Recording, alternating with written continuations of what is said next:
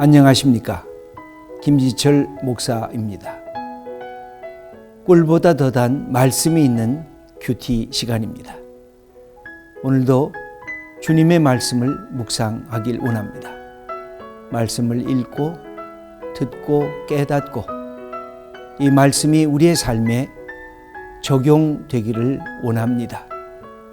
말씀을 통해서 우리 하나님의 살아계심을 오늘도 경험하는 복된 성도님들 되시기를 바랍니다.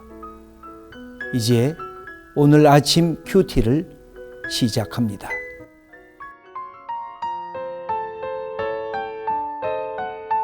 마태복음 5장 13절에서 16절.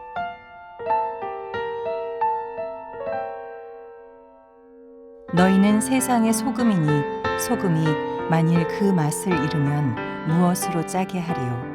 후에는 아무 쓸데없어 다만 밖에 버려져 사람에게 밟힐 뿐이니라. 너희는 세상의 빛이라. 산 위에 있는 동네가 숨겨지지 못할 것이요.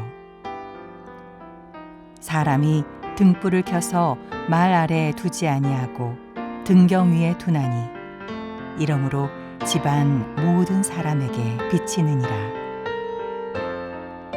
이같이 너희 빛이 사람 앞에 비치게 하여 그들로 너희 착한 행실을 보고 하늘에 계신 너희 아버지께 영광을 돌리게 하라.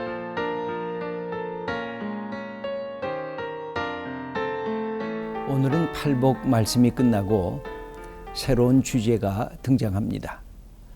팔복 말씀은 보다 더 내면의 세계에 대한 예수님의 말씀이라고 한다면 이제 우리 성도들이 세상을 향해서 어떻게 나가야 할 것인가 하는 말씀입니다.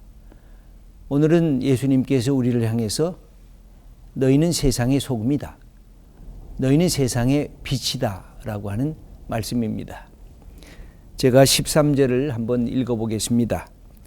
너희는 세상의 소금이니 소금이 만일 그 맛을 잃으면 무엇으로 짜게 하리요?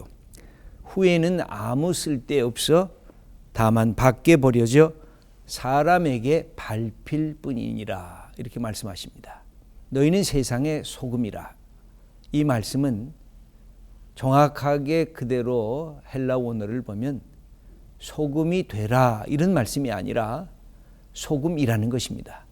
그러니까 비동사입니다. become 동사가 아니라 소금이다. 그러니까 네 스스로 정체성을 명백히 가져라 그런 뜻입니다. 소금이 되라고 하지 말고 이미 예수 그리스도를 믿는 순간 우리는 세상의 소금이라는 것입니다. 여러분 이 소금이 뭘까요? 우리는 크게는 소금이 우리의 삶에 얼마나 자주 쓰입니까? 소금은 옛날에는 마치 돈처럼 쓰이기도 했습니다. 봉급을 줄 때 소금을 주기도 했습니다. 소금이란 우리의 삶에 아주 소중한 그런 가치가 있는 물건입니다. 소금을 통해서 우리가 밥도 또 반찬도 우리 음식을 맛깔나게 하는 것이 소금이고 또 소금이란 썩고 부패되는 것을 방지하는 그런 기능을 갖기도 합니다. 예수님은 그것을 의도하고 계신 것 같습니다. 네가 있으므로 내 주위가 더 아름답게 바뀌어지게 해라. 썩는 것, 부패되는 것을 네가 막아라. 네가 있으므로 이 세상이 더 아름답게 만들고 맛깔스럽게 해라. 저는 예수 믿는 사람들이 무엇보다 매력이 있는 사람이 되어야 한다고 늘 생각해 왔습니다. 예수 믿으면 사람이 이렇게 움츠러들거나 위축되거나 사람이 자기 자신 속에 있는 아름다움을 자꾸만 감추는 것이 아니라 예수 믿으면 멋진 사람, 예수 믿으면 밝은 사람, 예수 믿으면 매력이 있는 사람, 저 사람이 예수 믿고 저렇게 바뀌어졌으니 나도 예수 믿고 싶다. 예수 믿으면 이 따뜻한 사람, 이것은 그 다음 구절하고도 관련이 됩니다. 너희는 세상의 빛이다. 그렇게 말씀하십니다. 여러분 빛이란 뭘까요? 밝은 것입니다. 우리는 이 어둠을 가끔 좋아하지 않습니까? 아니 가끔만 좋아하는 게 아니라 어떨 때는 자주 어둠 속으로 가려고 하지 않습니까? 그때 예수님은 빛이다 말씀하십니다. 밝으라는 것입니다. 여러분, 빛이 뭡니까? 밝은 것뿐만 아니라 따뜻하지 않습니까? 예수 믿는 사람들이 밝고 따뜻한 성품을 가질 필요가 있습니다. 우리 예수님은 말씀하십니다. 빛이라고. 빛이 되라가 아니라 그 빛 자체니까 하나님을 믿으면 내가 소금이 되고 빛이 되니까 내 자신이 이렇게 드러나게 된다는 것입니다. 그래서 이 등불은 우리 예수님이 말씀하십니다. 저 등경 위에 둔다는 것입니다. 그것을 돛박에 감추어 두는 사람은 없다고 말씀을 하십니다. 이것은 예수님께서 하신 또 다른 말씀과 약간 상취되는 느낌이 납니다. 너 선한 일을 했느냐? 그러면 오른손이 하는 일을 왼손이 모르게 해라. 이것은 일종의 선한 일을 갖고 자랑하는 사람들을 향한 경계의 말씀이라고 할 수가 있습니다. 제가 몸담고 있는 소망교회에 리모델링을 한 적이 있었습니다. 그래서 인테리어 하시는 분들에게 소망교회 이 인테리어에 대해서 몇 가지 부탁을 했던 것, 이 말씀을 제 마음에 새기면서 부탁을 했던 것이 있었습니다. 5가지를 부탁했습니다. 첫째는 교회는 밝아야 된다. 교회는 어두우면 안 된다. 그 다음에 2번째는 교회의 이 분위기는 따뜻해야 된다. 밝고 따뜻한 것만 있어서는 안 되고, 3번째는 이게 경박해지면 안 되고, 그러나 듬직하고 견실한 느낌이 나야 된다. 거기까지 얘기했더니 인테리어 하시는 분이 고개를 끄덕거렸습니다. 그다음에 4번째를 제가 얘기를 했습니다. 듬직만 하면 그게 멋이 없을 수가 있다. 멋지고 우아하고 아름다워야 된다. 그랬더니 조금 심각한 얼굴이 됐습니다. 그리고 교회 공동체 내의 이 인테리어는 그럼에도 불구하고 예배 공동체가 함께 모이는 곳이기 때문에 거룩한 느낌이 나야 된다 하는 이야기를 드렸습니다. 이것은 우리의 사람의 예수 믿는 우리의 성품하고도 관련되어 있습니다. 저는 예수 믿는 사람들이 밝은 표정을 짓기를 원하고 있습니다. 그러면서 사람을 대할 때 따뜻하고, 그러면서도 경박하지 않고 듬직하고, 그러면서도 멋지고 매력적이고, 그런데 우리가 예수 믿는 사람이니까 하나님의 경건한 거룩함을 지니는 사람이 된다고 하면 얼마나 멋지고 축복받은 사람일까요?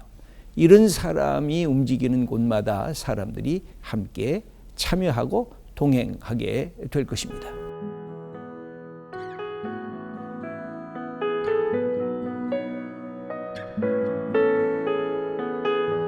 그러면 소금이 어떻게 소금이 될 수가 있을까요?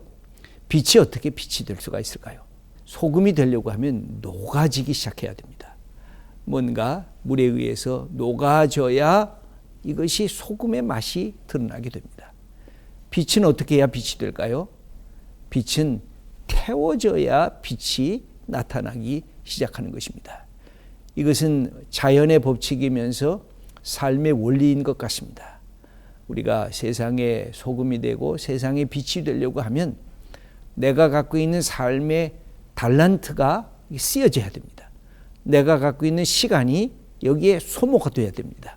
내가 갖고 있는 정성과 사랑이 여기에 쏟아져서 나누어져야 됩니다.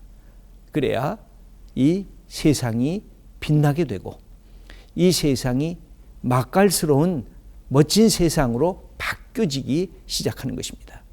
예수님은 우리를 초청하시면서 그렇게 말씀을 하십니다. 세상을 향해 나가라. 소금으로 나가라. 그리고 빛으로 나가라.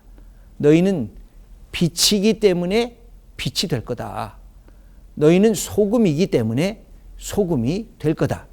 이렇게 우리들에게 가르쳐 주십니다. 우리 사랑하는 귀한 성도 여러분, 우리는 어떻습니까?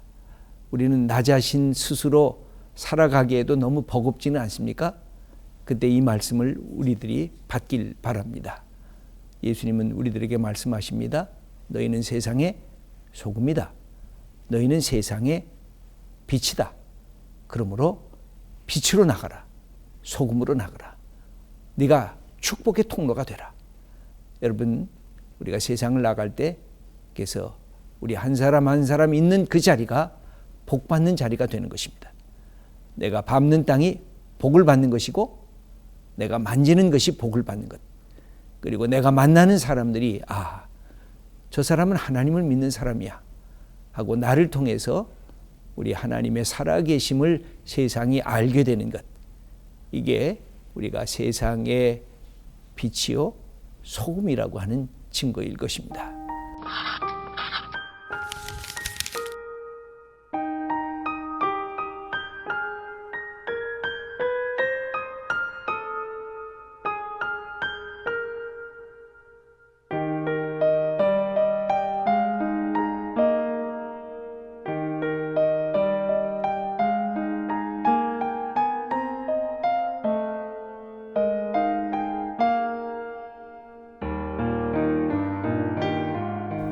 다시 주님의 말씀을 우리가 들으십시다.